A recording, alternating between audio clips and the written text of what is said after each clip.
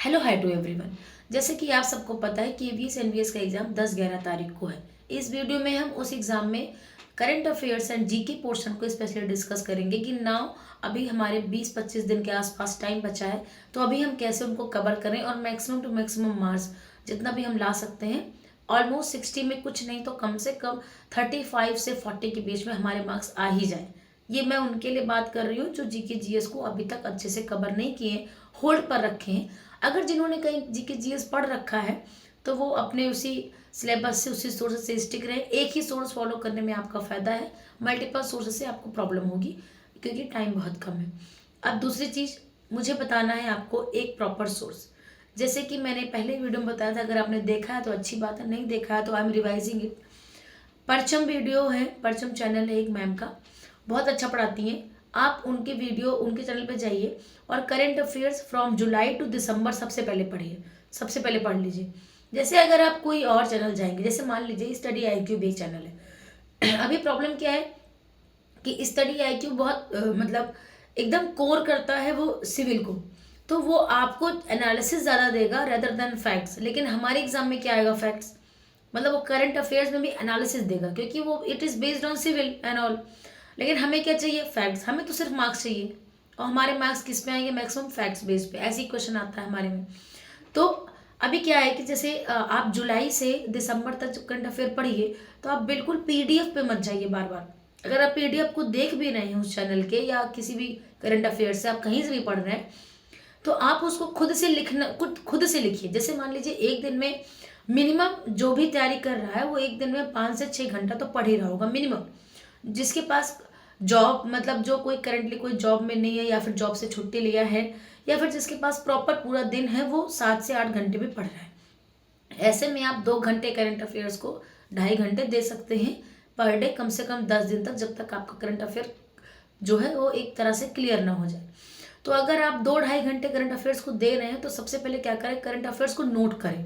जुलाई का current affair note करें, अगस्त सितंबर अक्टूबर, pin आप ऐसे पिन पॉइंट्स नोट करिए जो मतलब इंपॉर्टेंट पॉइंट्स, उनको आप नोट करते जाइए। पूरा नहीं कि पूरी लाइन मत लिखिए वरना वो बहुत ही हैक्टिक हो जाएगा। क्रिस्प नोट जो होती है वो लास्ट मोमेंट पे रिवाइज करने में बहुत हेल्प करती है। करंट अफेयर्स को जितना हम लूजली लेंगे उतना हमें प्रॉब्लम करेगा। हमें इसको भी एज अ सब्जेक्ट इंक्लूड करके इस पर भी उतना ही वर्क करना होगा। भले ही इससे हमारी जो है जो एक वेरिएबिलिटी है बहुत ज़्यादा है, हम कहेंगे कि तो बहुत ब्रह्मांड है, हमें खुद मानते हैं इसको। करंट अफेयर्स ऐसा है कि अगर आप पढ़ लीजिए तो ज़रूरी नहीं है कि उसमें से क्वेश्चन फंस जाए। लेकिन अगर आपने करंट अफेयर्स जुलाई से लेकर दिसंबर या 6 महीने से ज़्यादा का पढ़ लिया, तब बहुत कम चांसेस हैं कि आपसे क्वेश्चन अटेम्प्ट ना हो। मतलब आप एटलीस्ट 40% करंट अफेयर्स अटेम्प्ट करने के काबिल हो जाएंगे। और इतना ही अगर आपने कर लिया 40 से 50%, अगर 60 में से कम 40 नंबर के करंट अफेयर अगर आ गई या 30 नंबर की आएगी, उसमें से अगर आपने 15 भी पा लिया तो आप जीके जीएस में 15 पा जाएंगे, आपका स्कोर 30 के अराउंड हो जाएगा। तो करंट अफेयर्स का आपको ये है कि वो जब तक हम पढ़ना स्टार्ट नहीं करते हैं वो हमको बहुत ह्यूज लगता है, लेकिन जब पढ़ना शुरू कर देते हैं तो ऑर्गेनाइज्ड हो जाता है। अब इसके लिए आप क्या करिए कि जब आप करंट अफेयर्स पढ़िए, जैसे एसआईआर है। अब एसआईआर का न्यूज़ बहुत दिनों से चल रहा है, लगातार चलता ही आ रहा है। पहले बिहार में हुआ, फिर अभी वेस्ट बंगाल में होने वाला है, यूपी में भी। जो यूपी में है उनको ही पता है कि उनको लिस्ट रिवाइज हो रही है बार बार हर एक गांव में जाकर। तो मतलब अभी ये क्या है कि इससे रिलेटेड जो न्यूज़ है वो हर साल आएगी, मतलब हर मंथ में रहेगी वो, सॉरी हर साल, हर मंथ में रहेगी। तो अब इस टॉपिक को अलग से देख लीजिए, एसआईआर लिखिए। जैसे जिस जो भी करंट अफेयर्स में आपको टॉपिक हर मंथ में घूम फिरा के मिल जाए, उस टॉपिक को अलग से पढ़ लीजिए। एसआईआर को अलग से लिख लीजिए, यहाँ यहाँ क्या हुआ, कब कैसे हुआ, उससे रिलेटेड थोड़ा जीके पढ़ लीजिए कि अच्छा कैसे है। जैसे कि वाइस प्रेसिडेंट ने इस्तीफा दे दिया था। अब वाइस प्रेसिडेंट ने इस्तीफा दे दिया था तो ये भी बात बहुत दिन तक चली थी। तो वाइस प्रेसिडेंट का आर्टिकल पढ़ लीजिए, कौन सा आर्टिकल में वाइस प्रेसिडेंट का लिखा होता है, उनके क्वालिफिकेशन एंड ऑल। इस्तीफा होता है मतलब उनका डिजिग्नेशन, वो इस्तीफा देते हैं तो उसका क्या रूल होता है, और जो उससे रिलेटेड करंट अफेयर है कि बाद में कौन चुना गया, नया वाइस प्रेसिडेंट कौन बना, बस इतना। ऐसे ही बहुत सी न्यूज है जो हर करंट अफेयर्स है जो हर एक मंथ में रिपीट करती हैं। तो रिपीटेड जो जैसे आपको लग जाए कि बार बार रिपीट कर रही है, उसके बारे में लिख लीजिए, ठीक है। अब गवर्नमेंट का कोई, जैसे कोई गवर्नमेंट का एम है, क्योंकि ये समझ लीजिए कि गवर्नमेंट का जो एम है एज अ टीचर, तो पता हम मतलब हर एक जॉब में एम तो गवर्नमेंट का हमें क्लियर होना चाहिए कि हमारे गवर्नमेंट लिटरेसी रेट कितना करना चाहती है अपकमिंग 10 ईयर्स तक। हमारा जो है गवर्नमेंट जो है जीरो कार्बन एमिशन कितने ईयर तक करना चाहती है। ये सब जो गवर्नमेंट के और जो न्यू एम कभी कभी आ जाए कि हाँ अभी रेलवे एंड ऑल है, इस पे कोई ग्रीन एंड ऑल का कुछ भी चल रहा है, सोलर में कितना सब्सिडी दे रहा है, ये सब जो कंसेप्ट हैं जो मतलब गवर्नमेंट की स्कीम्स है, ये करंट अफेयर्स में जब आए तो इनको एकदम हाईलाइट कर लीजिए। गवर्नमेंट स्कीम्स मतलब ये अच्छी चीज़ है। गवर्नमेंट स्कीम्स का क्वेश्चन आपको मतलब फंस सकता है, और गवर्नमेंट स्कीम्स तो लिमिटेड है, अनलिमिटेड नहीं है, क्योंकि स्टेट वाइज आपको नहीं जाना, आपको सेंट्रल गवर्नमेंट में मैक्सिमम फोकस रखना है कि सेंट्रल गवर्नमेंट में क्या स्कीम है। स्टेट वाइज जैसे किसी का एग्जाम में तो प्रॉब्लम है, सेंट्रल गवर्नमेंट पूछेगा स्टेट पूछेगा, लेकिन यहाँ पे सेंट्रल में ही ज़्यादा है। अभी क्या है कि ये हमने आपको बताया करंट अफेयर्स कैसे कवर करने।